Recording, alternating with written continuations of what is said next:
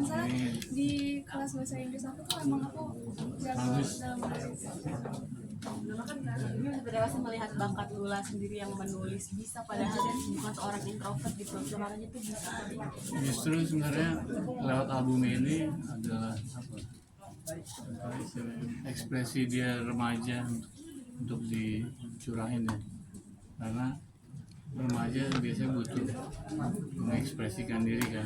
Jadi aku kebetulan dia mau senang ya, ini tempat yang pas buat dia mengeluarkan isi hati. Tapi diskus juga nggak sih sama Bang Bim Bim gitu dari bait per bait lagunya mungkin. Diskusnya ini sih, kadang aku jadi seperti apa namanya, psikolog ya. Kamu mau ngomong apa gitu, kamu di sekolah gitu, aku gak suka matematika. Ya, itu tulis, aku bilang itu ya tulis ya.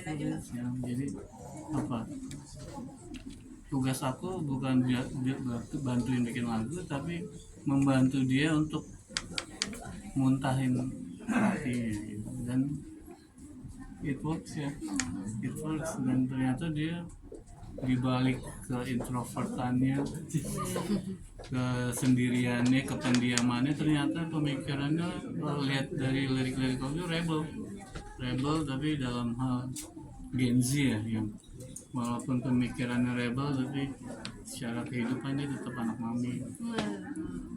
Lula, ini albumnya ada berapa lagu dan kenapa memilih Curhatan Lula nih? Ada 8 lagu dan nama apa judul albumnya Curhat Lula karena lirik-lirik lagunya itu termasuk curhatan aku. Ada yang membahas tentang diri aku, ada yang membahas tentang pengalaman aku dan tentang diri aku sendiri. Melihat sosok Papa sebagai inspirasi kamu, apa sih yang kamu lihat dari apa nih? Akhirnya kamu ingin menjadi penyanyi dari kecil gitu? Iya, emang aku dari kecil punya ketertarikan dalam karir bermusik itu kan, dan karena papa juga dalam industri musik, aku jadi punya keistimewaan untuk dibimbing sama orang yang udah berpengalaman musik. Waduh. Tapi musik pertama yang kamu dengar, yang akhirnya kamu suka musik apa? Musik siapa? Apa dari slang apa? Selain pasti. Dan aku Kalau musik luar apa yang pertama didengar? Queen. Lagunya inget gak di lu? There's a little thing. Itu kenalin papa atau lu suka sendiri tuh sama Queen? Suka sendiri, aku yang ketemu sendiri pas aku masih kecil. Aku browsing di YouTube, tiba-tiba aku ketemu itu langsung suka. Di komputernya Kakung ya. Belum mungkin untuk melangkah menjadi seorang penyanyi berat nggak sih di labelin seorang anak Bim Bim Slang? Nggak berat sih, karena kan aku bener anak bimbing slang gitu. Jadi ya, apa salahnya? Kayak berat dari popularitas orang tua mungkin. Enggak sih, lebih jadi pemantik semangat aja. Soalnya kan aku sendiri jadi harus semangat. Tapi pernah nggak sih ada yang bilang kamu kayak, oh lu gede cuma karena anaknya Bim Bim Slang gitu? Enggak, dan walaupun kalau misalnya ada yang bilang kayak gitu, aku juga nggak bakal peduli. Mas Bim, tapi pesannya apa sih buat Lula nih yang bakal masuk di industri musik? Ya, welcome to the music industry ya. Aku selalu bilang bikin album itu baru pekerjaan pertama, ada yang lebih berat lagi, promosi, nanti harus manggung, nanti harus bikin lagu lagi, ntar harus, jadi apa, di industri musik ini yang penting adalah konsistensi kan. Jadi sekali kita nyebur, kalau mau serius jangan berhenti. Jangan dipikir rockstar itu hidupnya santai-santai, ternyata enggak. Dulu juga gue mikirnya gitu, ternyata nggak ada berhentinya gitu. Dan itu yang aku pesenin ke Lula. Tapi karena dia masih kelas 3 SMA, jadi semua kegiatannya weekend. Jadi dari bikin lagu, dari latihan, dari rekaman, bikin video klip, semuanya Sabtu Minggu ya. Berarti membatasi juga dong Bang, untuk kegiatan-kegiatan Nggak membatasi, dia Lula tuh termasuk anak yang disiplin, yang kalau hari Sabtu Minggu pun kalau libur kita ajak, kita 21 ada film bagus, kalau dia punya PR dia nggak mau wait sampai selesai ya, baru dia, jadi dia bisa apa ya, bisa mengontrol atau bisa balance soal sekolah sama musik. Mas Bim ini kan tahun besok kan lulus ya. Apakah nanti akan lanjut ke kuliah atau langsung nyemplung ke mantepin di musiknya dulu? Kuliah sambil nyanyi ya. Mas Bim ini kan Tapi di Indonesia dia nggak mau ngikut kakak yang keluar. kenapa Lula? Lebih nyaman di Indonesia. Mas Bim ini kan kedekatan ayah dan anak kan juga cukup jarang gitu kan. Seberapa dekat sih Mas Bim sama Lula sampai tadi cerita bahwa ini anak ini ditembak sama cowoknya sampai cerita ke Mas Bim. Seperti apa Mas Aku tahu kedekatan? cowoknya yang mana. Sampai tahu cowoknya. 4 deh bukan 3 ya. Yang terakhir yang bukan orang Indonesia ini. Sebegitu terbuka satu sama lainnya gitu Mas Bim sama anak-anak. Iya, aku sebenarnya album-album ini kan semua cerita dia. Cuman yang seperti aku tadi bilang, aku mencoba menjadi psikolog yang meng-capture pengalaman cerita kayak lagu LULA tuh, yang apa, yang poin bahwa omongan itu adalah doa, itu yang dari kecil dia selalu apa omongan itu doa, kita nggak boleh ngomongin jelek apa yang itu yang akhirnya jadi lagu. Jadi ya sedekat itu lah aku sama Lula ya. Ada yang disembunyikan dari papa. Tapi papa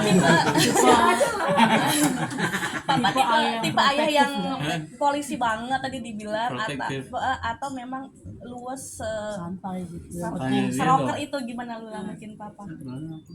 Santai sih. Dalam maksudnya apa kalau contoh? Curhat segala macam atau menerapkan aturan-aturan. Protektif nggak apa-apa. Kalau tiba-tiba ada cowok yang ngapel gitu, takut-takutan gak sih? Biasa kan Apalagi gitu. sendiri, apalagi anak cewek nih. Enggak, kakaknya aja tuh enggak ya. Cuman dia emang belum aja. Belum ya? Enggak. Belum. Enggak sih, aku bukan tipe yang gitu. Aku malah biasanya kenal sama teman-teman ya, anak-anak cewek kayak kakaknya juga kan banyak teman cowoknya, kadang malah di rumah ini jadi tongkrongan teman-temannya. Mendidik anak apalagi di Gen Z ini mungkin susah nggak sih ngomongin sendiri dengan pergaulan Gen Z yang semakin liar lah gitu. Emang ya? Iya. Di luar sana kan Enggak sih sebenarnya.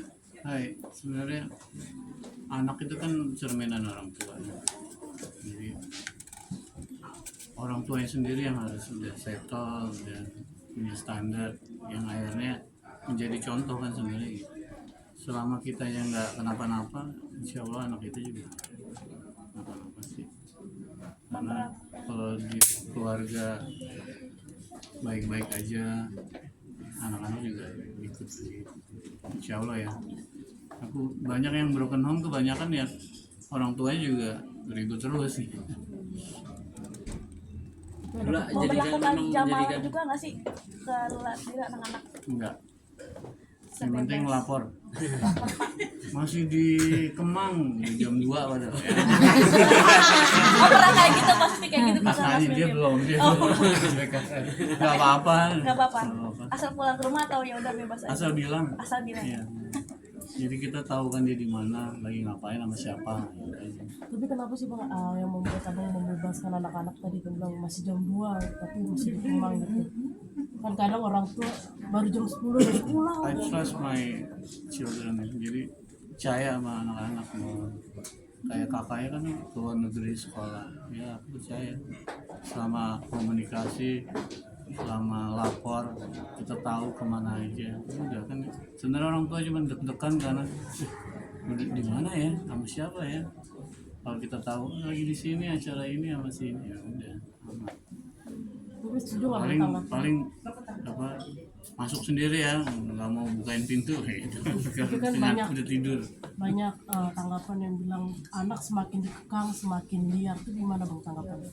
Mungkin ya bisa jadi sih ya gitu nggak, teman-teman tuh gimana? Kayaknya iya sih. Kayaknya iya. Jadi semakin kita ngasih kepercayaan ke anak, semakin tuh anak jaga kepercayaan, respect sama kita kan. Dan aku selalu mencoba merangkul, kenal sama teman-temannya. kalau nggak follow Instagramnya, Wih, tahu nomor HP-nya gitu. berarti bapak membebaskan diam-diam kayak jalan ninja gitu Mas Bimbing. Enggak juga sih. Sampai follow Instagram teman-temannya lu dan anak-anak itu. Jadi teman juga sama teman-teman yang apa, nge-tag, sama teman-teman yang nge-tag. Mas Bim, ini udah akhir tahun nih Mas, rencananya bakal liburan bersama keluarga kah ada atau seleng manggung? Mimi, mau liburan nggak? Selain kan 28 nanti mau 40 tahun ya, terus mau rilis album 25. Jadi kita mau liburan nggak katanya? Mimi liburan. Akhir tahun. Keluarga. Enggak, nah ini ditanya. Ada rencana liburan. Kitanya pengen gimana, nanya Meminya dulu. Soalnya habis tahun baru ya Pak. Oh, iya. Kemana? Katanya ke Bandung. Oh ya ke Bandung. Nyobain ini ya. Wush. Mas Bim, memaknai perjalanan di 2023 dalam karir, dalam keluarga juga seperti apa sih Mas Bim? Alhamdulillah ya, berjalan dengan baik. Keluarga, karir, KKI juga udah lulus, udah berkarir bagus. Adiknya nyusul sebentar lagi lulus mau kuliah. Jadi ya terima kasih Tuhan, 2023 ini baik-baik saja. Resolusi 2024 nih Bang. 2024 rilis album baru, kamu kuliah ya. Terus kalau udah lulus SMA bikin tour buat bulan ya. Mas Bim, Mas Bim sebagai orang tua, Mas Bim menjadi quality control nggak sih Mas Bim untuk quality control untuk menentukan musik, mungkin liriknya, dan apakah ada perdebatan nggak sih selama prosesnya? Kalau Lula iya, karena produsernya gue kan, jadi kalau Metsa Luna dia kan sendiri paling cuma diskusi. Apa aja yang bisa menjadi perdebatan Mas biasanya? Kita selalu kalau dalam bermusik tuh memberikan sesuatu, bukan hanya musik tapi ada sesuatu yang disampaikan yang bisa membuat inspirasi gitu. Kan kebanyakan industri adalah mencetak single pop meledak, itu aja pikirannya, mau nggak ada inspirasi kan, mau nggak peduli gitu. Justru kalau kita di Potlot ini yang diutamain adalah bahwa karya kita itu akan dinikmati panjang sama banyak orang, harus menginspirasi. Berarti ketika lagunya Mas Bimbing yang ikut ngarahin ya? Iya, Ikut terjun langsung. ya, produser sebagai produser. Makanya keren banget sebenarnya. Oh ya, mungkin karena gue yang memproduksi. Mas Bim sebagai orang tua, Mas Bim juga memberikan pesan atau petua buat anaknya nggak? Karena kan bisa tahu sendiri netizen kadang-kadang komentarnya kejam, untuk memotivasi Mas sendiri seperti apa? Ada di lirik lagu juga ya Kak, yang di diri sendiri itu apa, curhatan dia yang salah satunya adalah gua hati-hati nanti di dunia